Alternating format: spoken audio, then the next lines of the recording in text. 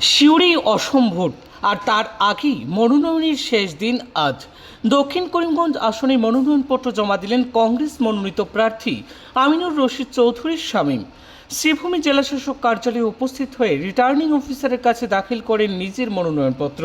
আসন্ন বিধানসভা নির্বাচনকে সামনে রেখে মনোনয়ন জমা দেওয়ার শেষ দিনে শ্রীভূমি জেলা জুড়ে রাজনৈতিক আবহ তুঙ্গে উঠেছে। দক্ষিণ করিমগঞ্জ সমষ্টির কংগ্রেস প্রার্থী আমিনুর রশিদ চৌধুরীর শামীম আজ দলীয় কর্মী সমর্থকদের উপস্থিতির মধ্যে দিয়েই মনোনয়নপত্র জমা দেন। দক্ষিণ করিমগঞ্জে কংগ্রেসের প্রার্থী আমিনুর রশিদ চৌধুরী মনোনয়ন জমা দেওয়ার পরই তিনি বলেন, উন্নয়ন ও জনকল্যাণমূলক কাজকে এগিয়ে নিয়ে যাওয়াই তার মূল লক্ষ্য। এদিকে মনোনয়ন পর্ব শেষ হওয়ার সঙ্গে সঙ্গেই এখন নজর ঘুরছে নির্বাচনী প্রচারের দিকে। দক্ষিণ করিমগঞ্জে প্রথম এবারই যে বেশ জমজমাট হতে চলছে বিধানসভা নির্বাচন, তা নিয়ে ইতিমধ্যেই শুরু হয়েছে জোর চর্চা। নিজস্ব প্রতিনিধির প্রতিবেদন, পূর্বাঞ্চল প্রতিদিন। 124 সাউথ করিমগঞ্জ কনস্টিটুয়েন্সি কংগ্রেসের প্রার্থী হিসাবে মনোনয়নপত্র জমা দেওয়ার জন্য এসেছি। দক্ষিণ করিমগঞ্জের আপামর জনসাধারণ সবাই আশীর্বাদ চাই, দোয়া চাই।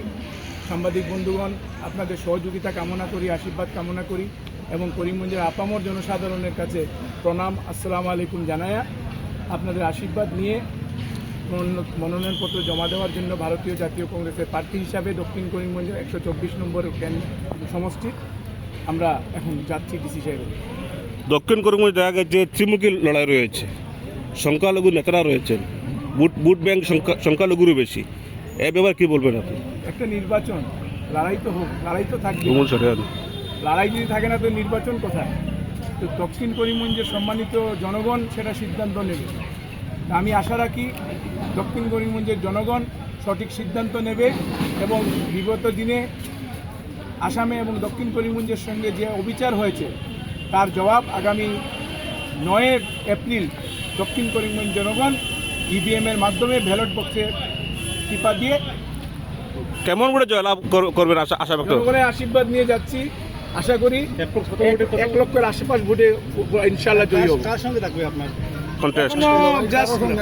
লড়াই? এখনো বোঝা যাচ্ছে না, এখন পর্যন্ত কোনো লড়াই নেই দক্ষিণ করিমগঞ্জে। তো দেখা যাক, যত সময় যাবে বোঝা যাবে। এখন পর্যন্ত দক্ষিণ করিমগঞ্জে কোনো কংগ্রেসের সঙ্গে কোনো লড়াই নেই। সময় এটার উত্তর দেবে।